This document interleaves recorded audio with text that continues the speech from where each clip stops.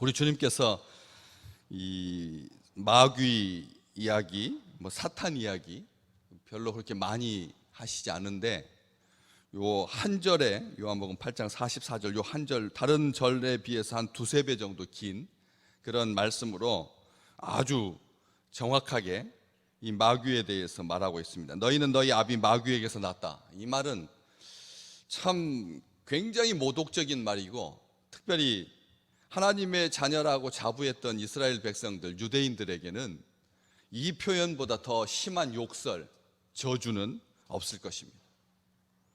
우리 주님께서 사람 눈치 살살 보면서 그렇게 여론을 쫓아서, 인기를 쫓아서 움직이지 않았다라고 하는 것을 이 말씀 속에서 확인할 수가 있죠. 그래서 많은 사람들은 이 젊은 예수, 30대 초반의 예수가 한 행동과 언어들을 보면서 혁명가를 떠올리곤 합니다. 혁명가를 떠올립니다.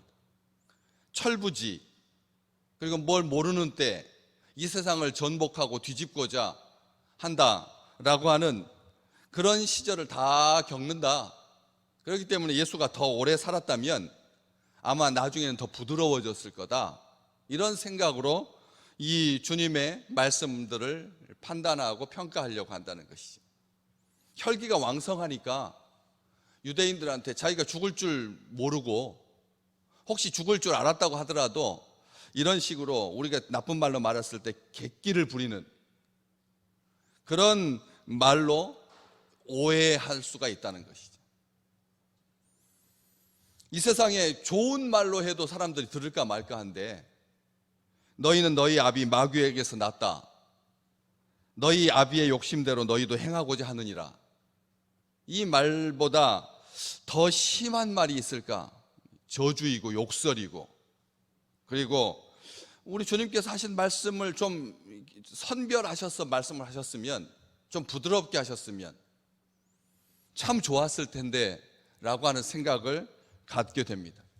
그런데 우리 주님은 다른 것에서는 다 죄인과 세리와 함께 먹고 마시고, 또 그들 편에 서서 그들을 위하시고, 그들 편에 섰다라고 하는 말이 항상 악한, 약한, 연약한 그런 쪽이 진리라고 하는 쪽 편은 아닙니다. 하나님의 편에 서서 하나님의 마음에 합한 자들과 그 일들을 하셨는데, 이 오늘 주신 말씀은 굉장히 감정이 섞인 듯한 그런 표현이거든요. 왜? 그 이해가 가죠. 어제도 말씀 보셨지만 우리는 음란한 데서 나지 않았다. 너는 출생의 비밀을 간직한 자다. 너는 네 아버지가 누군지 모르겠다. 네 엄마가 결혼하기 전에 무슨 음란한 짓을 해서 그래서 네가 생긴 거 아니냐 해서 예수님의 이 출생을 가지고, 예수님의 그 하늘의 비밀인데 그걸 가지고 세속적인 잣대를 가지고 예수 그리스도를 이렇게 재단하려고 하는 그런 것에 대해서 주님께서 발끈하셨을 것 같은 그런 말씀이라는 것이죠. 그런데 가만히 보시면 이 주님께서 해주신 말씀, 너희 아비 마귀, 너희 아비의 욕심대로 너희도 행하고자 한다, 이렇게 말씀하시면서 이 너희 아비의 욕심대로 너희도 행하고자 한다. 마귀가 욕심이 많다라는 것을 보여주는 거죠. 너희 아비 마귀에게서 났다. 너희가 하는 모든 행동들은 아브라함의 자손이라고 말하면서도 아브라함의 자손이라면 아브라함이 행한 일들을 했을 텐데, 아브라함은 이렇게 나에게 대하지 않았는데, 하나님으로서 아브라함과 함께 계셨고 아브라함이 했던 일들, 우리 본문 말씀 뒤쪽 56절에 너희 조상 아브라함은 나의 때 볼 것을 즐거워하다가 보고 기뻐했다, 이런 평가를 내린 아브라함의 자손이라면 너희도 마땅히 주님의 때가 이를 것을 즐거운 마음으로 기다리다가 주님께서 그 때를, 주님의 영광을, 주님의 나라를 이 땅에 가져오셨을 때 마땅히 기뻐해야 될 일인데 기뻐하지 않았다, 이 말씀을 하고 계시는 거거든요. 그런데 마귀가 아버지니까, 마귀가 아비니까 이 유대인들은 아비의 욕심대로 행하고자 한다 하면서 설명을 쭉 하십니다. 욕심대로 행한 내용들을 말하고 계시는데 처음부터 살인한 자다 이렇게 말하고 있습니다. 처음부터 살인했다. 마귀가 처음부터 살인했다라고 하는 표현은 구약 성경을 알고 있는 사람들이라면 첫 살인자는 가인이거든요. 가인입니다. 아담의 아들입니다. 아담과 하와의 아들인데 아담과 하와는 이 가인을, 아벨을 자녀로 두었는데 거기에는 그러면 가인이 마귀란 말인가? 라는 생각을 할 수가 있습니다. 가인이 죽인 건데 동생을 화가 나서 자기 예배는 연락되지 않는 것을 보고 그래서 아무도 모르는 광야에서 자기 동생을 죽인 자인데 그 살인자, 이게 마귀가 한 거다. 마귀가 살인자다. 처음 살인했다. 처음부터 살인한 자다. 이 표현, 이 말씀이 도대체 어떤 말씀인가라고 하는 것을 확인할 수 있는 것은 이 마귀가 요한복음, 지금 요한복음을 사도 요한이 썼는데 요한 1서 3장 8절에 보면 죄를 짓는 자마다 마귀에게 속한다 이렇게 써 있습니다. 죄를 짓는 자마다 마귀에게 속한다. 마귀는 처음부터 범죄했다. 처음부터, 이 처음부터라고 하는 말을 계속 강조하고 있습니다. 오늘 주님도 그는 처음부터 살인한 자요. 사도 요한은 이 주님의 말씀을 기록하고 편지를 쓰면서 마귀는 처음부터 범죄했다. 하나님의 아들이 나타난 것은 그 마귀의 일을 멸하려고 오신 거다. 요한 1서 3장 8절에 분명히 기록하고 있습니다. 처음부터 살인한 자다. 요한 1서에서는 처음부터 범죄했다. 마귀가. 그렇기 때문에 마귀에게 더 쉬웠나? 이게 사람을 죽여놓고 핑계를 댈 것이 없으니까 마귀에게 되는 그것을 말하려고 하는 것이 아니라 이 살인의 현장에 살인자가 마귀였다라고 하는 것을 분명하고 말하고 있는 것입니다. 사람은 거기에 이용만 당했을 뿐이지 아벨을 죽인 것은 마귀였다는 것을 우리 주님께서 말씀하고 계시는 거죠. 예배 드리는 자를 죽이는, 예배 드리는 자를 죽이는, 하나님을 영화롭게 하고 하나님을 찬송하는 마음에서부터 우러나서 깊은 마음으로 믿음으로 예배 드리는 자를 죽이고자 하는, 그것은 처음부터 마귀였다는 것입니다. 마귀가 요한계시록에서 큰 용, 옛뱀, 마귀, 사탄, 온 천하를 꿰는 자, 이렇게 별명을 가지고 있는 이 마귀는 에스겔서 28장에 보면 모든 길에 완전하게 행했던 하나님의 피조물이었다는 것을 알 수가 있습니다. 이 마귀의 시작은 완전한 자였습니다. 내 모든 길에서 완전하더니 너에게서 불의가 드러났다. 모든 길에 완전한 자였습니다. 흠이 없는 자였습니다. 그런데 마침내 그에게서 불의가 드러났습니다. 어떤 불의냐? 뭐가 불의냐? 에스겔서 28장 17절 말씀에 보면 네가 아름다움으로 마음이 교만하였다. 아름다워서 마음이 교만하였고 영화롭기 때문에 너의 지혜를 더럽혔다. 이런 표현을 하고 있습니다. 아름답고 그리고 영화로운 존재였습니다. 참으로 귀한 존재였고 하나님의 피조물 가운데서 육을 입은 인간과는 또 다른 차원의 영적인 존재로서 하나님께서 굉장히 귀하게 여기시는 그런 피조물이었는데, 그 사탄이, 마귀가 이사야서 14장에 보면 아침의 계명성, 새벽별과 같이 영롱하고 신비로운 참으로 귀한 그런 존재였는데 뭐라고 말하냐면 내가 하늘에 올라서 하나님의 뭇별 위에 내 자리를 높일 것이다. 이런 교만함을 드러내고 말게 됩니다. 그러니까 천사도 자기가 영화롭고 자기가 존귀하고 자기가 아름다우면 이 교만함이라고 하는 이 죄를 비켜나가지 못한다는 것이죠. 참 놀랍지 않습니까? 이 세상에 그가 뭐라고 말하냐면 또 말합니다. 14절에 내가 가장 높은 구름에 올라가서 지극히 높은 이와 같아지리라, 하나님과 같아질 것이다 라고 하는 이 불의가 그 마음속에서부터 싹 텄고 그것을 실행에 옮긴 자가 바로 사탄이고 마귀라는 것이죠. 교만함으로 말미암아 그렇게 하나님과 같아지겠다라고 하는 생각을 갖게 된다는 거죠. 누구나 다 마찬가지입니다. 지식만 조금 더 탁월해도 마치 하나님인 척합니다. 지식만 조금 탁월해도 하나님인 척하고요, 또 재산이 조금만 많아지면 하나님처럼 굽니다. 이게 인간이 얼마나 교만한 존재인지, 마귀의 자식이라고 하는 것을 딱 보여주는, 마귀는 그래도 본질적으로 아름다웠고 영화로웠습니다.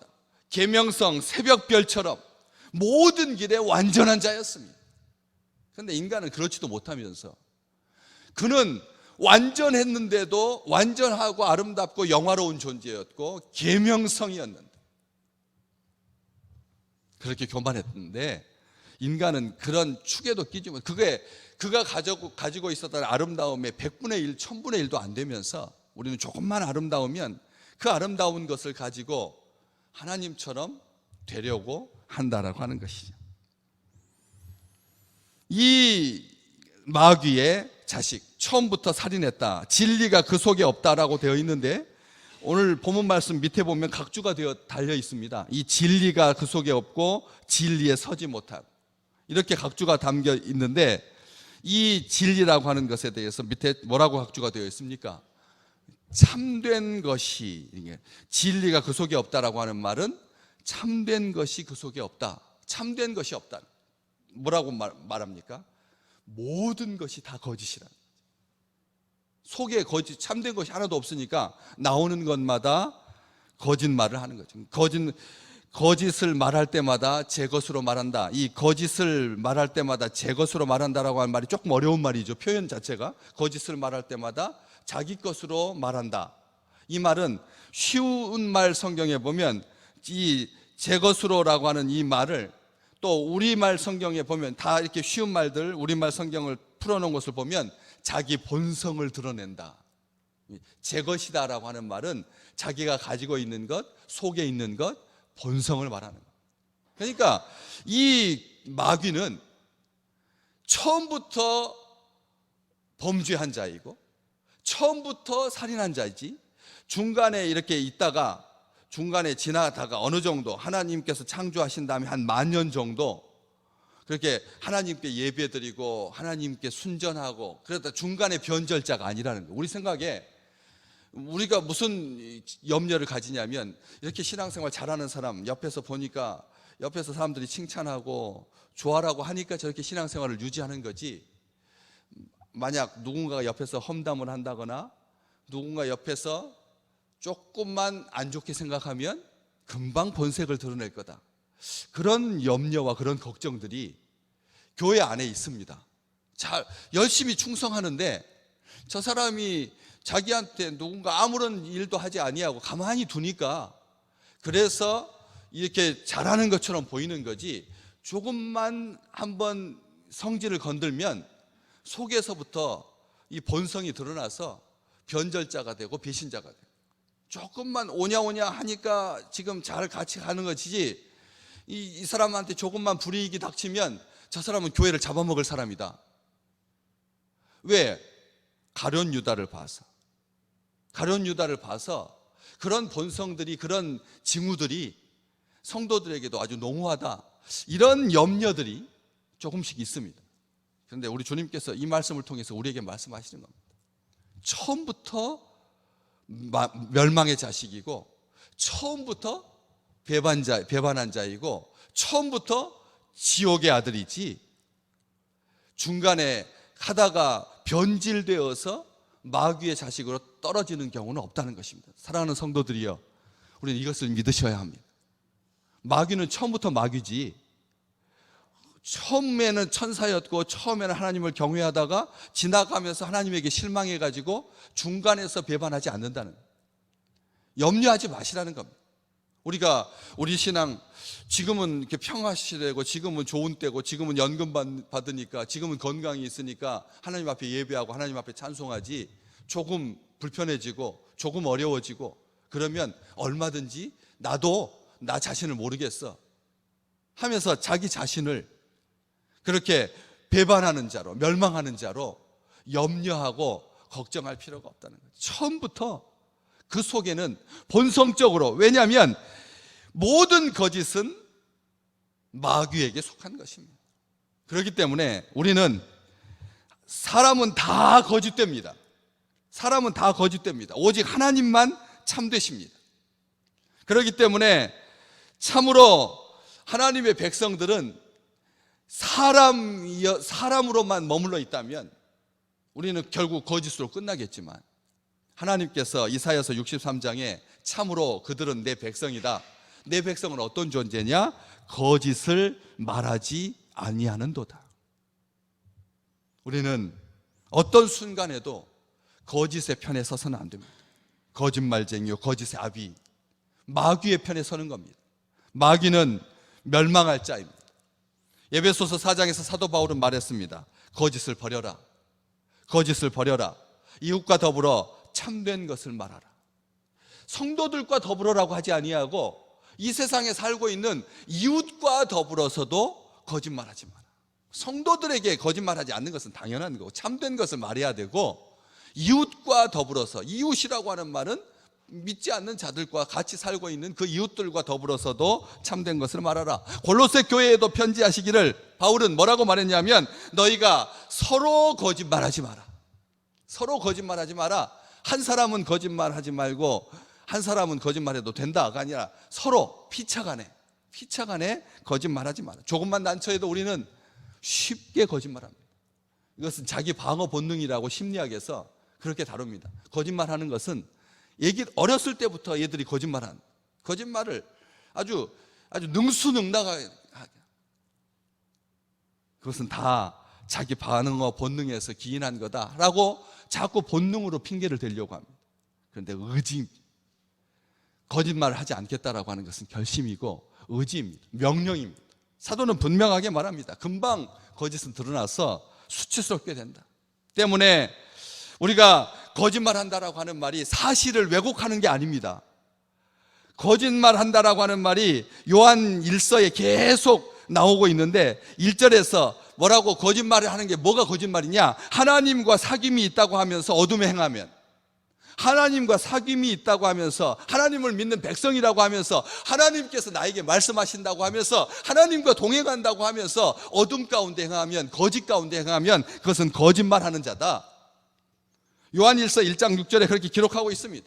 2장 4절에서도 그를 아노라 하고 그의 계명을 지키지 아니하는 자는 거짓말하는, 우리가 생각할 때 거짓말하는 것은 나쁜 말을 지어서 말하는, 사실을 왜곡하는 것이 거짓말인 줄 알겠는데, 요한 사도는 하나님과 사귐이 있다고 하면서 어둠에 거하는 것이 거짓말이고, 그를 아노라고 하면서 그의 계명을 지키지 아니하는 것이 거짓말하는 것이고, 더 나아가서 뭐라고 말하면 거짓말하는 자가 누구냐? 예수님께서 그리스도이심을 부인하는 자가 거짓말하는 자다. 다 영적인 차원입니다. 100원의 물건 떼왔다고 하면서 200원 받는데 사실은 그 조금 20원 더 붙여가지고 원가가 100원이라고 말하는 거, 이것은 다 장사하는 사람들이 그냥 기본적으로 하는 거다. 이런 거짓말을 말하는 게 아닙니다. 우리 주님께서 그리스도이심을 부인하는 게 거짓말입니다. 이게 마귀가 하는 짓입니다. 또 요한일서 4장에서 보면 누구든지 하나님을 사랑하노라 하면서 그 형제를 미워하면 이것이 바로 거짓말하는 거라 그랬어요. 형제를 미워하는 것, 우리 주께서 그리스도이심을 부인하는 것, 계명을 지키지 아니하는 것, 또 어둠에 거하는 것, 이런 게 거짓말이지, 사실을 왜곡하는 거짓말은 거짓말도 축에도 끼지 못한다는 거예요. 그것은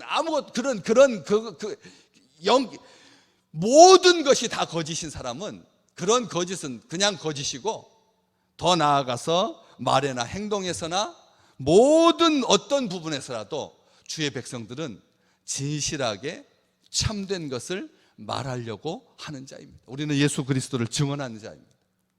주께서 보시기에 정직한 자입니다. 다윗이 고백했던 것처럼 주께서 내 영을, 정직한 영을 내게 부으셔서 나를 새롭게 해주시옵소서 했던 것처럼 우리가 매 순간 말과 행동과 모든 면에서 주님께서 원하시는 참된 것을 행함으로 말미암아 거짓말하는 자가 아닌, 마귀의 자식이 아닌 아버지를 영화롭게 하는 성령의 능력으로, 정직한 영으로 그렇게 날마다 새롭게 살아가는 귀한 백성들 되시기를 주님의 이름으로 축복합니다.